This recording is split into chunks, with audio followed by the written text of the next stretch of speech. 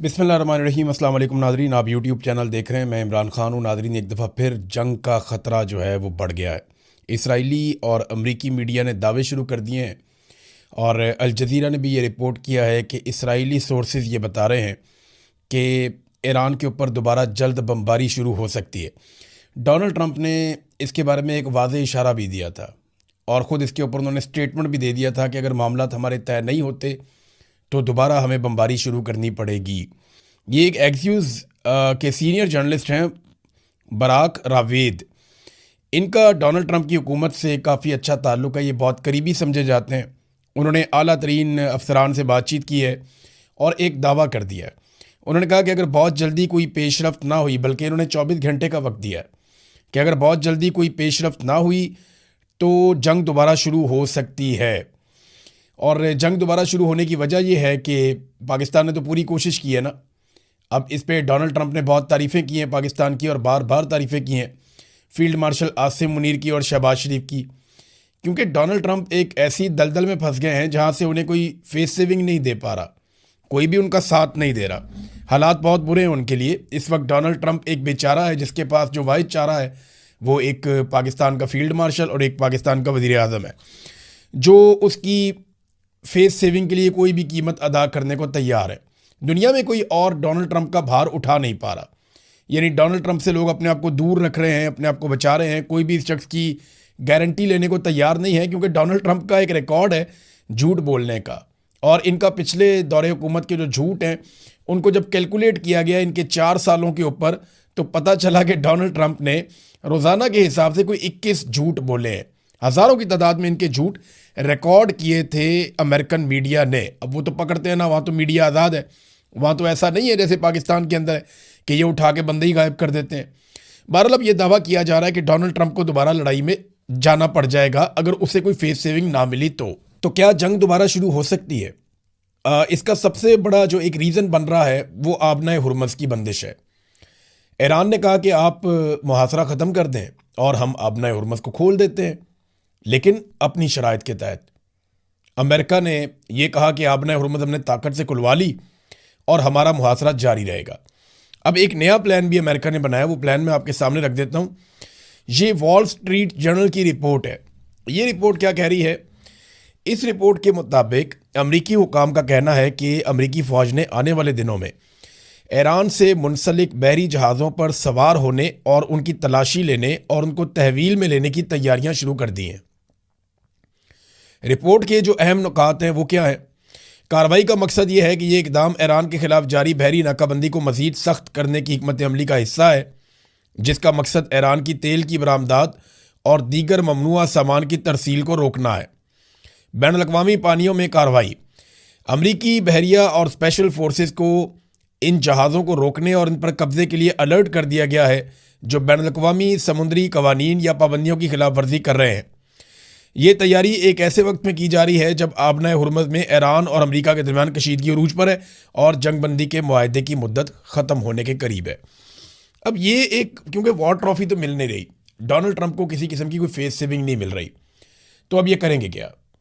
अब ये कोई ईरानी जहाज़ जो सिविलियन जहाज़ होंगे या कोई टैंकर्स होंगे या कोई माल बरदार जहाज़ होगा, ये उसके ऊपर कब्जा करेंगे, अपने फौजियों को वहाँ पे चढ़ाएंगे, वहाँ वीडियो बनाएंगे। डोनाल्ड ट्रंप उस वीडियो को या तस्वीर को दिखाएंगे और डोनाल्ड ट्रंप ये कहेंगे देखें हमने ईरानी जहाज़ों पर कब्जा कर लिया है, हमारे लिए कोई मसला नहीं है, हम ईरान पे भी कब्जा कर सकते हैं। ये स्टेटमेंट आपको आने वाले दिनों में अगर हालात ठीक ना हुए तो सुनने को मिल सकते हैं। फॉक्स न्यूज़ जो डोनाल्ड ट्रंप के बहुत करीब है, यानी रिपब्लिकन वाले फॉक्स न्यूज़ देखते हैं, जबकि डेमोक्रेट्स जो हैं वो ज़्यादातर CNN देखते हैं। तो फॉक्स न्यूज़ ने एक दावा किया, उन्होंने कहा जी आपने हुर्मुज़ पर मुकम्मल कंट्रोल पासदाराने इनकलाब का है, और ये उन्होंने अपने सोर्सेज से बताया और ये सरकारी सोर्सेज हैं। उन्होंने कहा कि बड़े मौसर तरीके से आबना हुर्मुज़ बंद है, कई जहाज़ वापस जा चुके हैं। ये ज़रा एक तस्वीर देखें, आपको इसमें सारी कहानी समझ आएगी। ये देखें, पिछले 50 दिन के अंदर जो आबना हुर्मुज़ है वो किस तरीके से बंद है और वहाँ से कितने जहाज़ गुजर रहे हैं। अगर आप पिछला डाटा देखें, इसमें ये जो अलग अलग कलर्स के साथ आपको बताया जा रहा है कि कौन कौन से कलर में कौन कौन से कंटेनर्स हैं। बहरहाल ये सारे माल बरदार जहाज़ हैं जो आबना हुर्मुज़ में से गुजरते थे। इनकी तादाद 150 के लगभग 125 150 के बीच में रहती थी। और जिस दिन जंग शुरू हुई उसके बाद से लेकर अब तक ये तादाद 10 तक नहीं पहुंची। सिर्फ गुज़िश्ता चंद दिनों में जब हालात बेहतर हो रहे थे तो ये तादाद 15 तक पहुंची, उसके अलावा ये कभी भी ज़्यादा नहीं हुई। तो ये तकरीबन ना होने के बराबर आबना हुर्मुज़ का इस्तेमाल रह गया है। अब ईरान जो है वो ये कहता है कि यहाँ पे आप हमें सिक्योरिटी टैक्स दें और यहाँ से गुजर जाएं।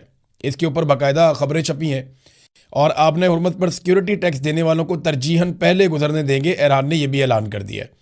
बाकायदा इसके ऊपर आर्टिफिशियल इंटेलिजेंस की तस्वीर जारी की गई हैं जिसमें मुख्तलिफ ममालिक के झंडे लगे हुए जहाज़ वहाँ से गुजर रहे हैं और ईरान ने एक टोल टैक्स लगाया हुआ है। वहाँ पे उनके पासदारान इनकलाब की यूनिफॉर्म में लोग बैठे हैं और वो जो गुजरने वाले जहाज़ हैं उनसे पैसा ले रहे हैं और उनको गुजरने की इजाज़त दे रहे हैं। वैसे इस अदायगी को बिटकॉइन के अंदर या चाइनीज़ करेंसी के अंदर तरजीहन ईरान ने कहा है कि जनाब किया जाए। अब ये बाकायदा ईरान ने कहा कि हम यहाँ से गुजरने देंगे लेकिन हमारी शराइत के मुताबिक। कालीबाफ ने इसके ऊपर एक स्टेटमेंट भी जारी किया है। पहले कालीबाफ का एक स्टेटमेंट देखते हैं ताकि आपको आइडिया हो जाए कि वो अब क्या कह रहे हैं। एक्चुअली जब ईरान ने कल बंद किया फौरी तौर पे आबना हुर्मुज़ को तो वो रिएक्शन था ईरान का। डोनाल्ड ट्रंप ने ऊपर नीचे ऐसे स्टेटमेंट दे दिया ना कि आसिम मुनीर ने 3 दिन बड़ी मेहनत की है ईरान में जाके, बड़ा जोर लगाया, एक आदमी इतना ही कर सकता है। और आसिम मुनीर ने अपनी डोमेन से बाहर निकल कर जाकर जोर लगाया, कोशिश की किसी तरह मामला बन जाए क्योंकि डोनाल्ड ट्रंप को फेस सेविंग दिलवाना भी उनका मिशन है। दूसरा वो ये चाहते हैं कि जान छूटे किसी तरह। पहले ही पाकिस्तान के हालात ठीक नहीं है, हर चीज़ का बेड़ा गर्क हुआ है तो यहाँ पे और मसला बन जाएगा। तो अब और ऊपर से अरब ममालिक का दबाव भी आता है कि हमारे साथ मिलकर लड़ो। जिन्होंने पैसे दिए हुए हैं वो कहते हैं जी फ़ौज लगाओ, हमने लड़ाई भी करवानी है आपसे। तो ये कालीबाफ का जो स्टेटमेंट है वो ईरान ने तो तकरीबन बातें मान ली थी, जो जायज़ मुतालबात हैं उनके ऊपर वो आ गए थे। लेकिन डोनाल्ड ट्रंप ने अजीबोगरीब किस्म की हरकतें की। जब उन्हें आगाह किया गया डोनाल्ड ट्रंप को कि हमने ये भी कर लिया, ये भी कर लिया, हम ये भी कर रहे हैं, तो फिर डोनाल्ड ट्रंप ने जो है भड़के मार दी और उसकी वजह से सारा काम ख़राब हो गया। एक गैर संजीदा किस्म की एक सियासत डोनाल्ड ट्रंप कर रहे हैं। बहरहाल जो ईरानी स्पीकर कालीबाफ ने बयान दिया, उन्होंने कहा जी आबना हुर्मुज़ इस्लामी जमहूरिया ईरान का मुकम्मल कंट्रोल है इस वक्त। हमने बारूदी सुरंगें साफ़ करने के लिए जो अमेरिका कोशिश करने के लिए आया था इसे जंगबंदी की खिलाफ वर्जी तस्वुर किया हमने। सूरत हाल तसादुम के इंतहाई करीब पहुँच गई थी लेकिन दुश्मन पीछे हट गया। अगर इस वक्त आबना हुर्मुज़ में ट्रैफिक रवा दवा है तो ये इसलिए है क्योंकि इसका कंट्रोल हमारे हाथों में है। अमेरिका ने हालिया दिनों में नाकाबंदी का ऐलान किया है। ये एक लापरवाह और जाहिलाना फ़ैसला है। ये नामुमकिन है कि दूसरे तो आबना हुर्मुज़ से गुजर सकें लेकिन हम ना गुजर पाएँ। अगर अमेरिका ने नाकाबंदी ख़त्म ना की तो आबना हुर्मुज़ से आमदोरफ्त को यकीनी तौर पर महदूद कर दिया जाएगा। वो तो पहले ही बहुत महदूद है, हालात इतने अच्छे तो हैं नहीं आबना हुर्मुज़ में। भारतीय जहाज़ के ऊपर एक पे फायरिंग हुई है। भारतीय कंटेनर वहाँ से जा रहा था, टैंकर, उसके ऊपर जो है वो फायरिंग का वाक़या हुआ है। वहाँ पे भारत में ईरानी सफ़ीर को तलब करके उससे जवाब मांग लिया गया है कि जनाब हमारे जहाज़ों के ऊपर फायरिंग हो रही है, हम तो इस लड़ाई का हिस्सा भी नहीं है। तो वो इंडिया को अपना प्रॉब्लम है लेकिन ईरान के लिए मसला ये है कि वो नाकाबंदी जो अमेरिका ने की है उसके बाद उनकी फ़ौज को बड़े सख्त अहकामात मिले और वो अब किसी को गुजरने नहीं दे रहे। कालीबाफ ने एक और बात की है कि दुश्मन ने बहुत सारे मंसूबे बनाए जो कि नाकाम हो गए। उन्होंने एयरफोर्स तबाह करने का मंसूबा बनाया, वो नाकाम। मिसाइल सलाहियत ईरान की ख़त्म करने का मंसूबा बनाया, वो भी नाकाम। नेवी के खात्मे का मंसूबा बनाया, वो भी नाकाम। ज़मीनी हमले का एक मंसूबा बनाया ईरान के अंदर, वो भी नाकाम। और अब आबना हुर्मुज़ को खुलवाने का मंसूबा बनाया। इन सारे मंसूबों में हमारा दुश्मन नाकाम रहा है। ये बात की कालीबाफ ने, जो मुज़ाकराती टीम के हेड हैं। अब अल जज़ीरा ने एक खबर जारी की है जिसमें अमेरिका के मिलिट्री ऑफिशियल्स ने ये दावा किया है अमेरिकी मीडिया के सामने कि ईरान के पास अब भी कम से कम 40% उनके जो ड्रोन्स हैं उनका स्टॉक बरकरार है। यानी जो ड्रोन्स ईरान ने पहले चलाए, मिसाइलों के बारे में कोई स्टेटमेंट नहीं दिया उन्होंने, लेकिन ड्रोन्स के बारे में उन्होंने कहा जी कि हमें खदशा है कि ईरान के पास अगर सारे नहीं हैं तो 40% कम से कम ड्रोन्स उनके पास मौजूद है। जबकि ईरान का दावा है कि उन्होंने अपने 30% से भी कम हथियार इस्तेमाल किए। अलग अलग बातें करते हैं। अब अमेरिका का दावा है कि हमने बहुत हथियार ईरान के ज़ाया कर दिए हैं। ईरान का दावा नहीं जी, हमारे पास बहुत बल्क में पड़े हैं। ऐसा दावा भी किया गया था कि ईरान के पास गालिबन कोई 80,000 के करीब ये शायद ड्रोन मौजूद हैं। अब पता नहीं इतने हैं या नहीं, लेकिन बहुत बड़ी तादाद में वीडियोस तो पहले जारी की गई थी। और जिस तरह ईरान ने चलाया उससे तो ये अंदाज़ा होता है कि उनके पास इनकी मिकदार काफ़ी ज़्यादा है, वो कम नहीं है। अब नाज़रीन, एक तरफ जो है वो डोनाल्ड ट्रंप कोशिश कर रहे हैं, फील्ड मार्शल कोशिश कर रहे हैं को फेस सेविंग मिल जाए, को मामला किसी तरफ चला जाए, जान छूट जाए, लड़ाई ना लड़नी पड़े, क्योंकि अमेरिका को अकेले लड़ने की आदत नहीं है। ये लड़ाई उन्हें अकेली लड़नी पड़ी तो उनके लिए बड़ी मुसीबत बन जाएगी। दुनिया के अंदर उनके पास सुपर पावर होने का एक स्टेटस है, वो दुनिया का सेवियर कहलाते हैं, लेकिन जब वो तबाही फैलाएंगे और दुनिया उन पर तनकीद करेगी तो अमेरिका पहले जैसा नहीं रहेगा, उनके लिए प्रॉब्लम हो जाएगा आलमी सतह के ऊपर। तो अमेरिका को इत्तेहादी तो मिले नहीं। अब इत्तेहादियों के बगैर अमेरिका लड़ाई लड़ना नहीं चाहता, तो डोनाल्ड ट्रंप को फेस सेविंग के लिए अब यही हमारे वाले लोग मिले हुए हैं, आसिम मुनीर साहब, शहबाज शरीफ साहब, ये कोशिश करें तो डोनाल्ड ट्रंप ने इनके लिए एक इनाम भी मुकर्रर किया है। लेकिन साथ ही साथ मैं आपको ये भी बता दूं कि मिडल ईस्ट के अंदर अमेरिकी नकलो हरकत जो है वो बहुत तेज़ हो गई है, बहुत तेज़ हो गई है। उनके जो तैयारे हैं, जो हथियार लेकर आते हैं, माल बरदार तैयारे, वो बहुत तेज़ी से मिडल ईस्ट में नकलो हरकत कर रहे हैं और बहुत तेज़ी से हथियार मिडल ईस्ट में पहुंचाए जा रहे हैं। उनके बहरी बेड़े जो हैं वो मुख्तलिफ एरियाज़ में आकर खड़े हो गए हैं, लंगर अंदाज हो गए हैं। जंगबंदी की मुद्दत का उन्होंने फ़ायदा उठाया है और अब अगर दोबारा जंगबंदी का पाकिस्तान की जानिब से या तुर्की की जानिब से या किसी और मुल्क की जानिब से मुतालबा किया जाता है तो ईरान की जानिब से हो सकता है ये मुतालबा भी किया जाए कि अमेरिका को रोका जाए कि वो खित्ते के अंदर जंगी साजो सामान की तरसील बंद करे। अब जंगी साजो सामान की तरसील बहुत बड़े पैमाने पर हो गई है, यानी अब अगर अमेरिका ने ईरान के ऊपर अटैक किया तो वो पहले से कई गुना ज़्यादा हो सकता है जितने बड़े पैमाने पर उन्होंने वहाँ पे हथियार पहुँचाए हैं। फील्ड मार्शल आसिम मुनीर से और शहबाज शरीफ से खुश होकर डोनाल्ड ट्रंप ने एक बहुत बड़ा ऐलान कर दिया, बादशाह सलामत ने। डोनाल्ड ट्रंप का तर्ज अमल तो ऐसे ही है ना, बादशाहों वाला है, और हमारे मामले तो बिल्कुल ऐसा ही है। तो डोनाल्ड ट्रंप ने कहा, I want to repay great field marshal and prime minister of Pakistan for what they have done for the world and specially for United States, कि दुनिया के लिए और अमेरिका के लिए जो खिदमात सर अंजाम दी हैं। पहले नाम लिया फील्ड मार्शल का, फिर शहबाज शरीफ का। डोनाल्ड ट्रंप को आहिस्ता आहिस्ता पता चल गया इन दोनों में सीनियर कौन है और जूनियर कौन है, तो डोनाल्ड ट्रंप ने पहले नाम लिया फील्ड मार्शल का, फिर बाद में नाम लिया शहबाज शरीफ का। वो भी समझ गया कि अर्दली कौन है और ऑफिसर कौन है, तो फील्ड मार्शल का नाम पहले लिया, शहबाज शरीफ का नाम बाद में लिया, और ये कहा कि हमारे लिए बड़ी खिदमात इन्होंने सर अंजाम दी हैं तो मैं इन्हें एक इनाम देना चाहता हूँ। आई टॉक टू फीफा, मैंने फीफा से बात की है, ये फुटबॉल की जो फेडरेशन है, वर्ल्ड कप आने वाला है, FIFA president, to get him to add Pakistan football team in coming world cup और throw out any NATO team to make some room. वो कह रहे नेटो की कोई एक आधी टीम बाहर निकालो फीफा वर्ल्ड कप में से और पाकिस्तान की टीम को फीफा वर्ल्ड कप के अंदर डाल दो। यानी अपने लिए नोबेल पीस प्राइज और हमारे लिए सिर्फ वर्ल्ड कप के अंदर पार्टिसिपेशन। पता है पाकिस्तान टीम की क्या दुर्गत बनेगी?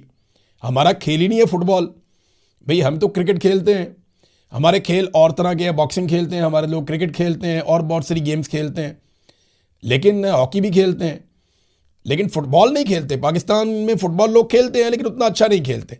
हमारी कोई वर्ल्ड क्लास लेवल की कोई टीम नहीं है, ना वो ट्रेनिंग है, ना उस तरह के ग्राउंड्स हैं पाकिस्तान में। तो डोनाल्ड ट्रंप ने कहा जनाब अपने लिए अपनी दफ़ा, जनाब डोनाल्ड ट्रंप, क्योंकि मैं बड़ा अमन पसंद हूँ और मैं खिदमत कर रहा हूँ दुनिया का, तो मुझे मिलना चाहिए अमन का नोबेल इनाम। लेकिन फील्ड मार्शल को और शहबाज शरीफ को मैं ये कर लेता हूँ कि एक आधी टीम निकाल के नेटो की बीच में से, फुटबॉल वर्ल्ड कप में से, तो पाकिस्तान की टीम बीच में डाल देता हूँ। बहुत बड़ा एहसान किया डोनाल्ड ट्रंप ने। ये तो डोनाल्ड ट्रंप ने अभी से ही बेइज्जती करना शुरू कर दी है, अभी तो कोई गलती भी नहीं हुई फील्ड मार्शल से और शहबाज शरीफ से। मेरे ख्याल में डोनाल्ड ट्रंप की तवक्कुआत बहुत ज़्यादा है फील्ड मार्शल से और शहबाज शरीफ से, और हमारे अरब ममालिक की तवक्कुआत भी बहुत ज़्यादा है। जिस तरह यूएई ने अपने पैसे बदीद होकर वापस मांगे हैं बुरे वक्त में, इससे ये पता उनके लिए $2 अरब की कोई औकात नहीं, लेकिन जैसे उन्होंने ये पैसा वापस मांगा उससे अंदाज़ा हुआ कि वो भी कोई हमसे खुश नहीं, उनकी तवक्कुआत ज़्यादा थी जो हम पूरी नहीं कर पाए। इसी तरह जो मोहम्मद बिन सलमान हैं, उनकी तवक्कुआत पाकिस्तान से बहुत ज़्यादा है। क्या पाकिस्तान ने जो सबको काका दिया हुआ है या सबको जो तवक्कुआत भरपूर किस्म की दी हुई हैं, पाकिस्तान उन पे पूरा उतर पाएगा? ये एक बड़ा सवाल है, इसका भी हमारे पास जवाब नहीं है। लेकिन रावलपिंडी में ऑर्डर जारी किए गए हैं कि होटल्स, शादी हॉल्स, हॉस्टल्स, मदारस, ये सारी चीज़ें बंद कर दी जाएं। सर्च ऑपरेशन चल रहा है रावलपिंडी में, पुलिस हर चीज़ को खंगाल रही है। शायद किसी डील के लिए डोनाल्ड ट्रंप के आने की तवक्को है या मोहम्मद बिन सलमान के आने की तवक्को है या कोई गैर मुल्की हुक्मरान पाकिस्तान में आएंगे, तो इसके लिए पुलिस जो है वो बिल्कुल पागलों की तरह उनसे काम लिया जा रहा है, वो दौड़ भाग लगी हुई है। साबिक वज़ीर आज़म इमरान खान को सिक्योरिटी के पेश नज़र ये एक दिन भी अदालत में पेशी के लिए नहीं ला सके। सिक्योरिटी का बहाना बनाकर एक दिन भी साबिक वज़ीर आज़म को अदालत में पेशी के लिए नहीं ला सके। तो ये दुनिया को कैसे बताएंगे पाकिस्तान महफूज है डोनाल्ड ट्रंप के लिए और बाकी सारों के लिए।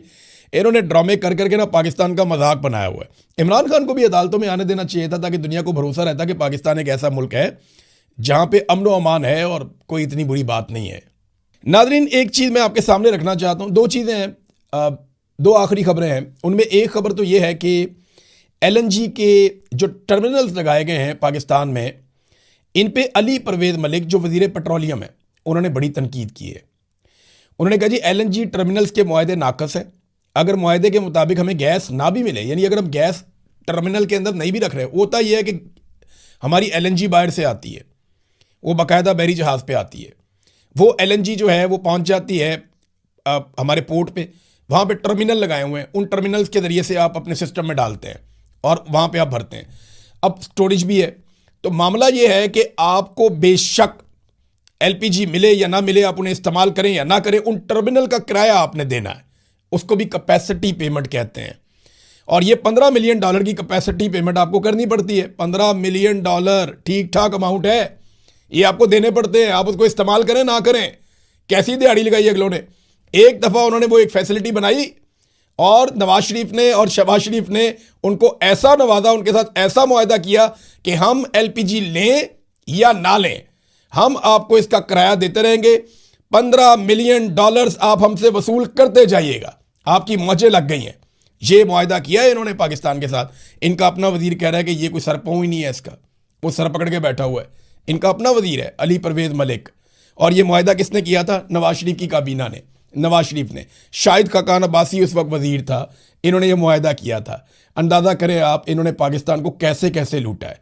IPPs में कैपेसिटी पेमेंट, यहाँ पे भी कैपेसिटी पेमेंट, हर जगह पे कैपेसिटी पेमेंट कि जनाब हम पैसा आपको देंगे, हमारा मुल्क चले या ना चले, बिजली बने या ना बने, पैसा हम आपको देंगे। और ये पाकिस्तान की मिलिट्री एस्टेब्लिशमेंट ने पाकिस्तान के साथ अपने फेवरेट सियासतदानों के ज़रिए से करवाया है और आज पाकिस्तानी इस जाल में फंसे हुए हैं।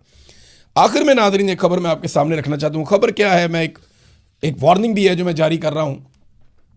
माजी में ना हमारे इदारे में बैठे हुए लोगों ने 5th जनरेशन वॉर का एक बयानिया दिया और इस बयानिए के ज़रिए से हज़ारों नौजवानों को अपने साथ जोड़ लिया। हज़ारों नौजवान 5th जनरेशन वॉर के लिए वॉरियर बन गए थे माजी में, लेकिन जब हक़ाइक़ खुले, इमरान खान साहब ने एक बयानिया बनाया, वो सारे समझ गए जनाब गेम तो कुछ और है। तो वो पाकिस्तान की मिलिट्री एस्टेब्लिशमेंट के खिलाफ हो गए और वो सारा बना बनाया खेल उल्टा पड़ गया। अब एक मरतबा फिर जो है वो 5th जनरेशन वॉर का तजर्बा नाकाम होने के बाद कुछ आगाही का तजर्बा किया जा रहा है और इसमें बड़े पैमाने पर जो है वो सरकारी इदारे के अंदर जो लोग काम करते हैं बेचारे, उन सबको जो है वो इस काम पे लगा दिया गया है। गालम बलोच के ऊपर, बदतमीज़ी करने के ऊपर हज़ारों अकाउंट्स बनाकर तो उनसे भी अब वही बेहूदगी करवाई जा रही है। ये इंतहाई नाक़िस हिकमत अमली है, ये कल को गले पड़ेगी और मैं लिख कर देने के लिए तैयार हूँ कि ये भी कल को गले पड़ेगी। वजह यह है कि आप जिसको सोशल मीडिया पे ले आते हैं ना, उसको आज नहीं तो कल नहीं तो परसों, वो सोशल मीडिया पे सिर्फ लिखता नहीं है, वो पढ़ता भी है। वो जितना लिखता है उससे ज़्यादा पढ़ता है। तो ये बात आप ज़हन में रखें कि पढ़ने से शऊर आता है और इन लोगों को जब शऊर आएगा ना तो ये हज़ारों लोग भी आपके गले पड़ जाएंगे। और जो इस वक्त हुकूमत है जो इस तजर्बे में शामिल है, यानी इदारों को सियासत में घसीटने का क्या फ़ायदा। मोहसिन नकवी ने कहा कि आसिम मुनीर अपना हर वादा पूरा करते हैं। मैं कहता हूँ आसिम मुनीर साहब कौम से कोई वादा करें ही ना, हमें कोई वादा उनसे चाहिए ही नहीं। वो सिर्फ अपना हलफ पूरा करें कि वो कभी सियासत के अंदर दखल अंदाजी नहीं करेंगे, वो कभी सियासत के अंदर हिस्सा नहीं लेंगे। सिर्फ इतना कर लेना, हर फौजी, हर पुलिस वाला, हर ब्यूरोक्रेट, हर आदमी अपने हलफ की पासदारी कर ले तो पाकिस्तान कहाँ से कहाँ चला जाए। अब तक के लिए इतने, अपना ख्याल रखिएगा, अपने चैनल का भी। अल्लाह हाफ़िज़।